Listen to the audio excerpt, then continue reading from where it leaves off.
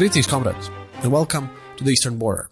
This, as you can see from the title, is our interview with our newly elected President of Latvia, Edgars Rinkēvičs. I do have to admit, I didn't pay him justice when I was talking about him in the episode with Juris Kaža. He exceeded my expectations massively. For starters, we finally have a president that can actually speak fluent English again, which is great. And also, I truly enjoyed his takes on many philosophical issues, especially the ones concerning about this whole post-Soviet mentality, the inner monument of occupation that we each have to demolish.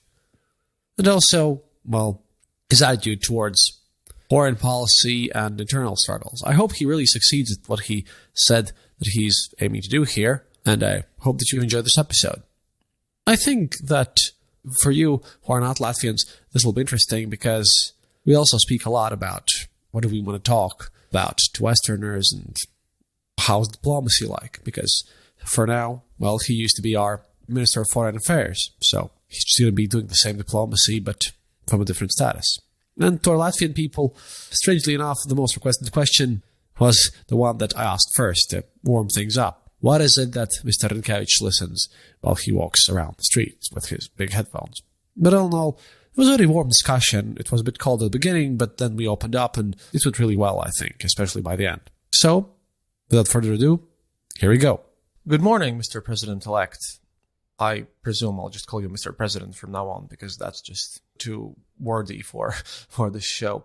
How are you feeling in this morning? And, what was the first feeling after you became elected as our new president? Very good morning, and thank you very much for having me. I wouldn't say that there is any kind of specific feeling, because as soon as you end kind of election campaign, and election campaign in a parliamentary democracy is a bit different from the campaigns that the United States or the countries that have presidents elected in general elections is over, then you start planning your next period. You have plenty of issues, and apart from that, you still are also the Minister of Foreign Affairs, and still there are many pending issues that I have to address also in this capacity. So I wouldn't say that there is any particular specific feeling. Well, then I have to ask you the question which is the most popular among my Latvian audience. A lot of people have seen you walking down the streets of Riga with these big headphones, just like mine. And when I asked my followers on Twitter to give you some questions, maybe, the number one was, what are you listening to, Mr. President? Well, I have Spotify collections, many of those, and I listen, let's say, very different kind of music, from classics, easy listening, to sometimes also jazz and rock. So there is no any specific style. So depends on the mood, on the day, morning or evening, or let's say also some kind of very specific issues. I sometimes also listen podcasts as well. It's not only about music, it's also about listening news or podcasts that you can find on Spotify. Thank you. Now, about more serious issues. We just had our, so far, biggest Pride event, and a lot of people also want to know, what does this election mean for gay rights in Latvia? Does it mean anything? Is this a signal that maybe our Saeima is ready to take up marriage equality finally? Well, I think that we do have a very specific and complex situation right now. On one hand, there has been a debate about partnership legislation. Parliament has rejected it twice. Not this parliament that has been elected last October, but previous parliament almost did that. We have the discussion about rights, equal rights, and we also have some history. You mentioned Pride that happened last Saturday. I still remember that the first Pride back in 2005-2006 was just a very small group of people that were attacked by much bigger crowds than actually those who were marching for their rights, and there was a very heavy police presence. There is still police presence today, but those people who are marching, those numbers have grown. And also I think that public attitude is changing dramatically. I've been myself elected in the parliament 3 times in general elections.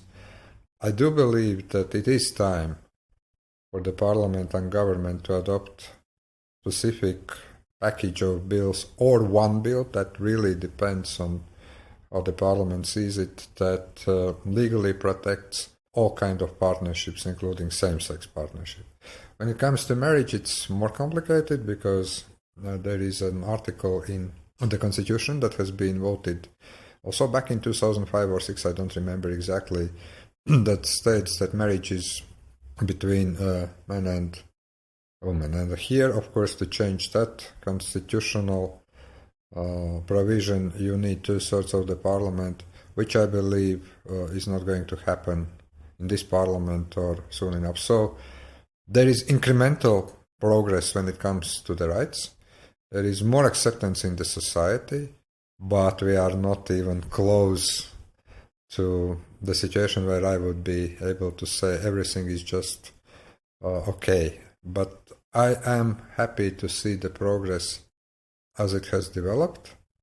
And of course, I think that for many people in community, my election also means a lot. And I try to use my presence in the government or in this position also to tell to the broader public that, look, being gay doesn't mean that you are not able to perform your duties as the minister or hopefully in the future as the president in the normal way. I find it interesting how so many people defend so-called traditional values and traditional families, yet at the same time we also have issues ratifying Istanbul Convention as well, which is there to protect women's rights, including in traditional marriages. At the same time, we have a lot of people who are against same-sex marriage and against this Istanbul Convention. Do you aim as president to do something to maybe popularize the exception of this convention in our parliament or work towards that? Because, frankly speaking, that is a bit of a problem in Latvia. Many women have complained about this, including my editor. So this also, I think, is a major internal issue. What are your thoughts on this matter? Well, I think that one thing that we lack is a normal, respectful dialogue. Because what we get from time to time that those people who are against the ratification of Istanbul Convention, or those people who are against, and I will use here specifically the term equal partnership rights, not so much marriage, as I said. There are provisions in the Constitution that we have to respect because they are in the Constitution. And those who are, let's say, very much in favor of the ratification and also in favor of equal rights, sometimes they clash not so much in a rational way, but in a very irrational way. But I've been always underlying that for me, the partnership legislation or Istanbul Convention is not so much about ideologies or politics. It's about purely legal matters. If we say that all people are equal under the Constitution, then all people, all families, all partnerships need to be also legally protected. If we say that we see that there are specific challenges, and there are specific challenges in Latvia when it comes to women and girls' rights, then we do believe, and I do believe, that ratification of Istanbul Convention would actually improve some of the legal standards. We've been discussing about Istanbul Convention already for years. According to the Constitution, President is not entitled to submit treaties or conventions for the ratification. That's the government's job. But what I've said during our election campaign, when I was discussing this issue with 2 of my opponents who were also running for the presidency, I said that I am ready and I will do that. I'm ready to facilitate dialogue within the parliament within the government. I'm going also to talk with the Minister of Welfare, who is responsible for submitting the convention to the parliament, and also with Minister of Justice, how we can actually move forward. I can't exclude that probably if we come as far, we can also do what some countries that have ratified this convention have done, put some kind of notice that nothing in this convention is against the Constitution of Latvia, which, by the way, has been already ruled by our Constitutional Court. Our Constitutional Court has said that Istanbul Convention is fully in line with the Constitution of Latvia. The problem sometimes is that just to calm down some of those opponents, you need to also find a way how you can move forward with the ratification, at the same time addressing their concerns in a respectful way. Just making a lot of noise and controversial statements, those are not going to help, rather the women's rights or gay rights or any rights. And I want to ask you the final question about our internal politics here. How do you foresee the future with our ethnic Russian population, or more precisely Russian-speaking population within our country? Will we be able to mend some schisms caused in the past? Do you see a way how we can maybe, I don't know, heal the wounds of the past? That's a very good and I would say very complicated question. I'm afraid I will use the rest of the podcast to talk about that, but on a serious note, I think that a watershed moment that we had was, of course, February 21st, 2022. The Russian invasion, full-scale invasion in Ukraine, has shown that Russian population or non-Latvian population, whatever term is used, is quite divided. You have, according to the opinion polls, quarter of those supporting Ukraine, quarter supporting Russia and what Mr. Putin does in Ukraine, and you have the rest undecided or confused or not willing to give the answer. I think that there are a couple of policies that need to be advanced, and I'm ready to do that. First of all, we need to have a very clear rules. Those who are in favor of values that we share, the Latvian Constitution, Western values, those who are condemning Russia's imperial policies, regardless what is their native language, they are our guys. Then, second, we need to fight for hearts and minds of those who are still undecided or confused. I think that some of those measures have been already implemented, banning Russian propaganda outlets, but it's not enough. One needs to talk with those people to convince them that this is not Russia, this is Latvia, part of NATO and European Union and part of the West, and it's your choice. If you want to be part of Latvian community, we welcome you with open arms. And then there is this group that I've described, those who are backing Russian aggression. Here I think that you simply have to say that, look, if you do that, whatever kind of, sometimes we call this glorification of the Russian aggression, will not be tolerated, and the law enforcement is going to address those issues. Another thing, I still hope that our education reform that provides the complete transition to the Latvian language as the only language in our schools will be successful. It takes time. It takes also time to get first results.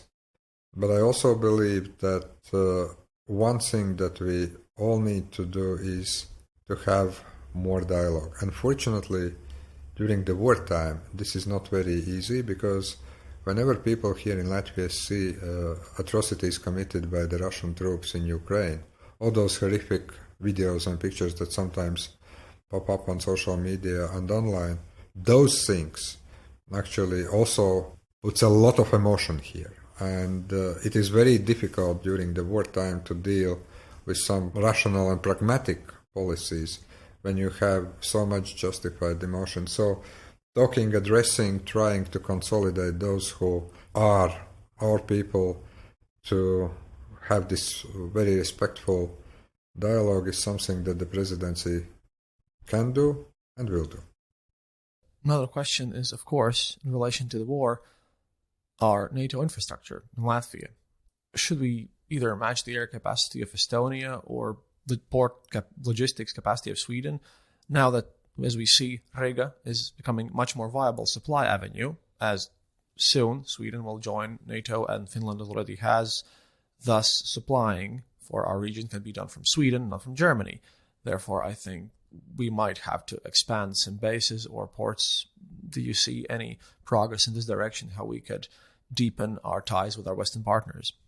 Well, after decisions taken by NATO heads of state and government in Madrid, and we are approaching Vilnius summit, there are very specific homeworks that Latvia have to do. One is really an issue of the new base and training ground, because the more NATO allies are arriving, the more infrastructure we need. Second, yes, this is also related to host nation support issues, also related to military mobility issues, related to military infrastructure. We see that there are some good steps, for instance, building Rail Baltica that can be used not only for civilian but also for some defense-related purposes. I know that the Ministry of Defense is working also on broadening our both port and airfield capacities. We are developing our military airfield in Lielvārde. Riga, Ventspils and Liepāja also as ports are being used and will be used for necessary reinforcements if they can be done. But also, let's look at the map in a bit broader sense. One thing is, of course, that we all understand, and just recently both Latvia and Estonia signed a declaration or memorandum of understanding about joint procurement of air defense system. We know and we see what is happening in Ukraine, that air defense is critical to protect both civil population and troops, but second, also to protect ports and airfields in case if we need reinforcements. But the second issue is that we also understand that we need to address what we call Suwałki Gap. That's land road between Poland and Lithuania. And so I would say this is a bit more complex issue that only to look at maritime or air capacities. But as far as I am informed and know a bit about the work that our Ministry of Defense is doing, I would say they are well on track. They know what needs to be done to work closely with port authorities and also airport and airfield authorities to make sure that in case of the need, reinforcements or whatever ammunition or equipment is needed can come here. But it's also related with the NATO defense planning, because if you want to get something in, you also need to secure airspace and also to be sure that your coast is well defended and coastal defense is well developed. And a related question to this, we all know that Ukraine is planning as soon as possible to join the European Union and NATO. And they also see us here in the Baltics as one of their closest allies. It's us in the Baltics and Poland and, well, United Kingdom in the sense, but United Kingdom's not in the EU anymore. Do you plan on facilitating the entry of Ukraine into the European Union? And if so, how? And what could be the biggest barriers that they should overcome to join the EU faster? And that's besides the military front here, just in general. Indeed, we have been supporting Ukraine as the EU candidate country since very beginning. Actually, the Baltic presidents, the Polish president, some colleagues in EU were the first ones to publicly endorse Ukraine as a EU candidate country, and I'm happy that last June the decision was taken by the European Council. Now we are waiting for the first European Commission report on the progress of Ukraine as a candidate. However, I do believe that Ukraine has done already so much that we can start accession talks with Ukraine by the end of this year. That goes to EU business. What would be the biggest obstacle, like it or not? But Ukraine is in a very unique position. In order to become EU member state, you must do a lot of reforms. You have to readjust your legislation, your economy, your social system to that of the European Union. At the same time, there is war going on. And to do that during the wartime is enormous challenge. So I think that what Ukraine has done so far is simply remarkable thing.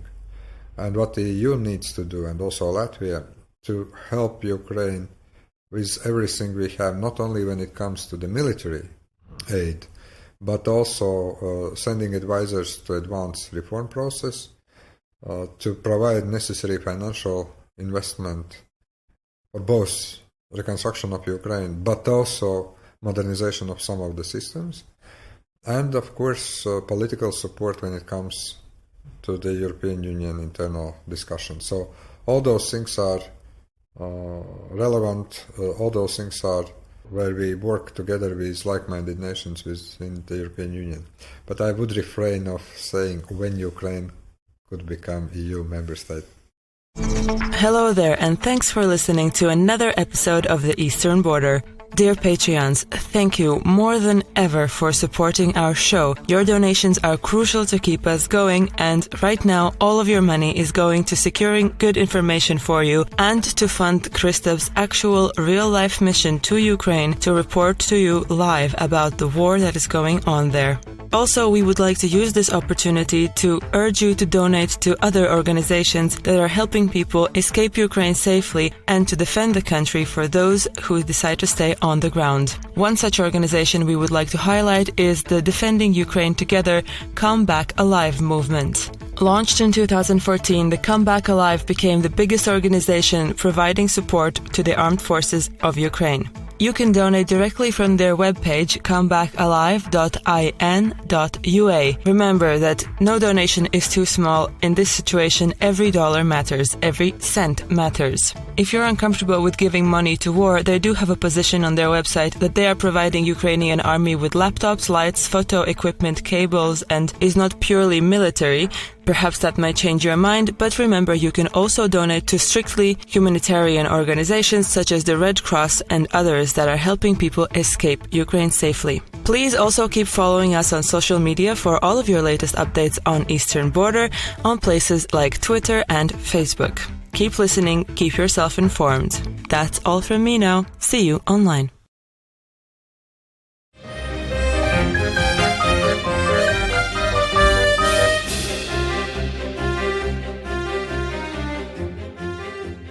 This question comes from our diaspora. Seeing as in Latvia we have our demographical issues, which also need to be solved, and diaspora is growing due to how our Latvian citizenship works and due to the fact that populations in those countries are in general growing. Therefore, in taking into account also our low activity among the electorate, seems to me that the diaspora votes are becoming much more important every election as they pass. So people have asked me, what is your plan to maybe engage them and educate them about our political processes here in Latvia? Maybe even, make them repatriate here, because this is going to become an issue in the near future. And sometimes, as far as I've heard, these people feel that they've been sort of forgotten, especially those in Brazil and the United States.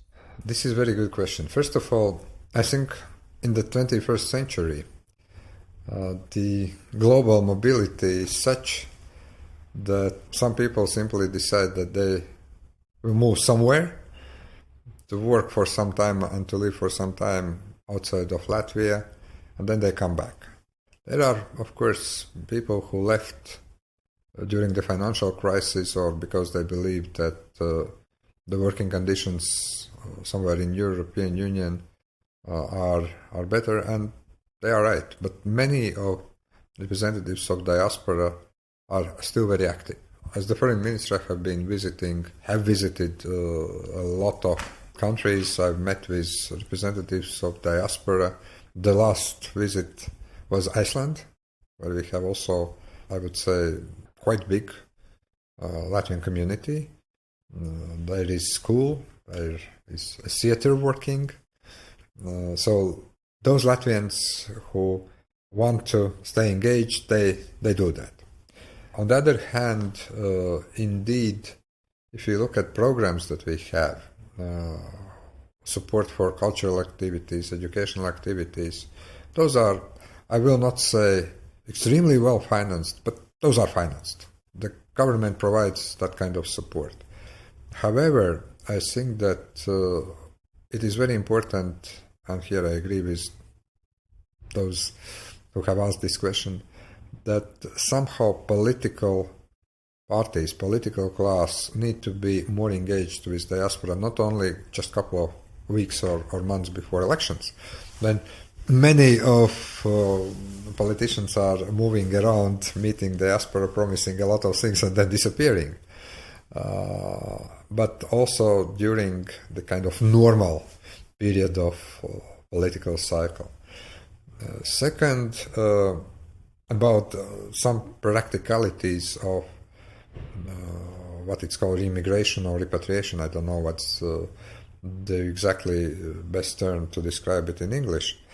I've talked with some of leaders of local communities here. We desperately need people back because labor market has huge deficit. And what we have detected in our discussions with both representatives of diaspora but also local governments, one need to have a decent apartment or house.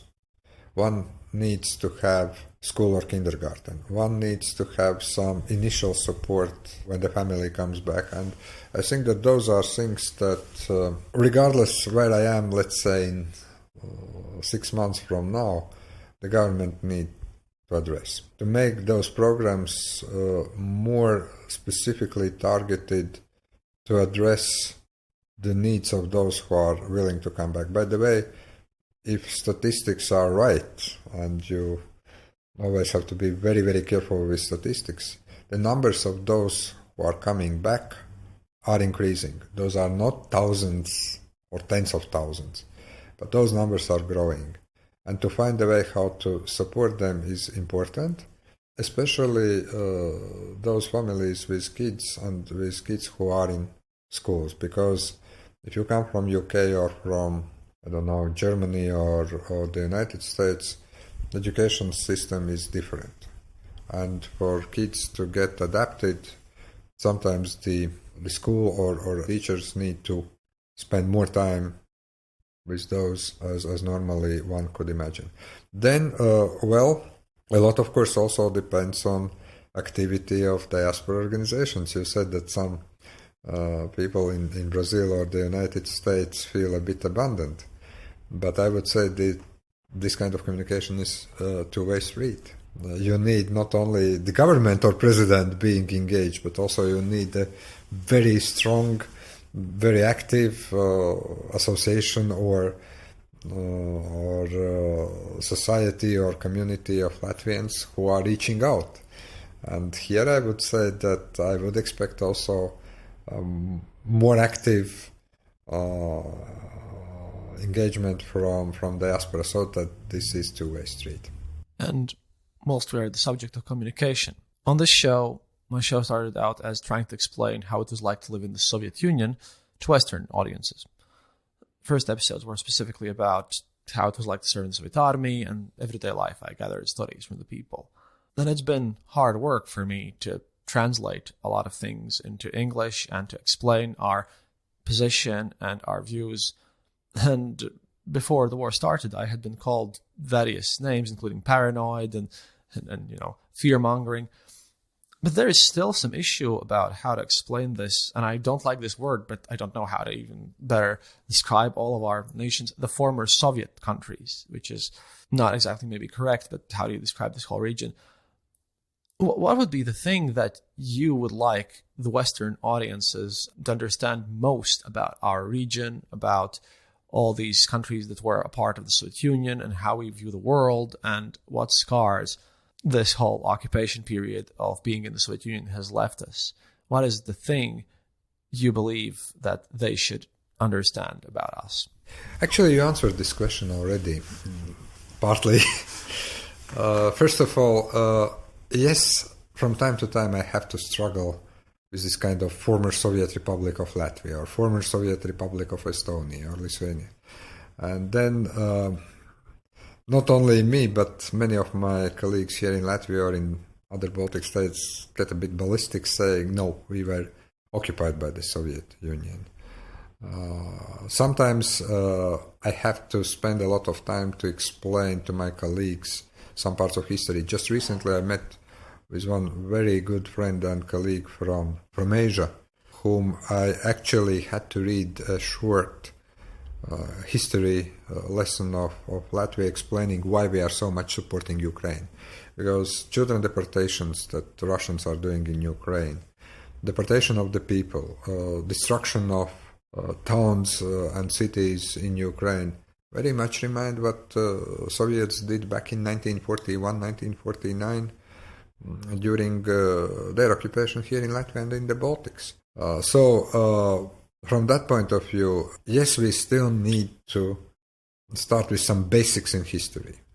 And not only in a global audience, but I would say also in the European audience, and to remind about some of those things we have done. So from my perspective, the best way how to describe region we live in is either the Baltics or northeast of Europe. I would say that one thing is very important to remind to the people that we would be, let's say, in the same level of economic, political and social development as Finland or Sweden or Denmark if the Baltic states weren't occupied by the Soviet Union.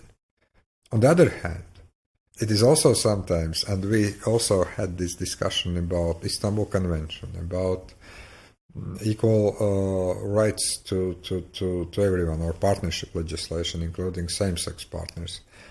Sometimes it takes enormous time and effort also to bring those understandings that the normal Western society has already for years into this part of the world. So again, this is a bit two-way street. You can't only blame history, you also have to look into the future. And from that point of view, I think that this is going to be continuous work with the global audience to remind about our history, to explain why we are having those policies, especially when it comes to support of Ukraine, but also to say that we are more future-oriented than, let's say, many of countries in what we call the Soviet, former Soviet space. Yes, Mr. President, thank you. You touched on to the subject that would be my last question to you, because I consider that important, but you already touched upon it. I always say that, as I've felt growing up, me being born in 1989, as one of those Atmod children, I always felt like my parents' generation wanted our generation, my generation, to build this bright future, this capitalism and this more free society. However, at the same time, they always insisted that we keep those Soviet values. It's kind of confusing if you think about it. And now that we have removed our monument of occupation, this Soviet victory monument, it came to my mind that we might have removed the outer symbols, but it's the occupation monument inside of our own heads that's hard to remove. I think this should be addressed. And you, well, seem to be one of the people in the best positions in our country to aid this process. And, well, I understand that you are concerned about this, but what is your view about how do we move on as a society? How do we get rid of this Soviet legacy, first and foremost, in our own minds? It's a very good question. I think that for many of those people who started this singing revolution back in 1988, or called Atmoda, or Awakening. Those people wanted to restore Latvia as we lost it back in 1939, 1940. For a very good reason, because I think that my own grandparents and parents, my parents were young kids when the Soviets marched in, very young kids, but they of course grew up from stories that they heard from their moms and dads. They wanted to continue exactly where our independence was interrupted. And of course we had those 50 years of the Soviet occupation when there was a dream about independent Latvia, but when realities came with the dream, we had a complete mix-up of 1990s. A bit of free market and capitalism, a bit of those kind of Soviet traditions, and not the best ones. And then, of course, the kind of Western values that were coming in. Is this process an easy one to get rid of the Soviet past and to get rid of Soviets inside of yourself? No. But if you compare where we were in 1990s with where we are in 2023, let's not also underestimate remarkable progress. There is already the generation that now is born in free Latvia. Those who were born, you said 1989. The head of my office is born in 1991, so exactly when 1 year after the declaration of the regaining of independence, and 1 year after that declaration, Latvia regained independence de facto. So there's completely new generation. And I think that the only way how we can actually move from this Soviet past inside of all of us to this more European, more Western civilization is simply sometimes openly, sometimes it is painful for some people, discussing things, discussing the collaboration of many Latvians during the Soviet occupation period with the Communist Party, but also saying, okay, we as the free society need to adopt also those standards, be it economic, social or political, and also truly implement those. And it's not only about human rights, it's also about rule of law, it's also about democracy, it's also about opening up to the world as much as we can. But it's going to take still time.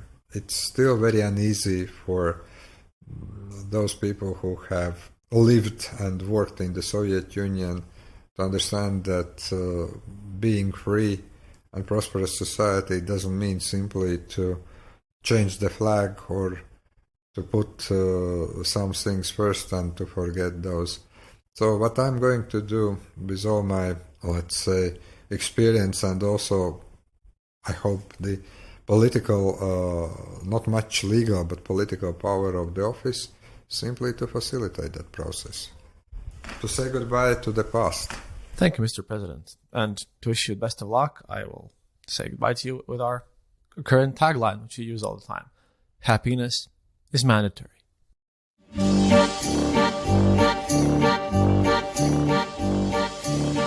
Thank you for listening to the Eastern Border Show. If you have any questions or comments, go to our website, theeasternborder.lv, and leave a comment there. Or email us at theeasternborder@gmail.com. We'll be sure to answer. You can also follow us on social media and contact us there.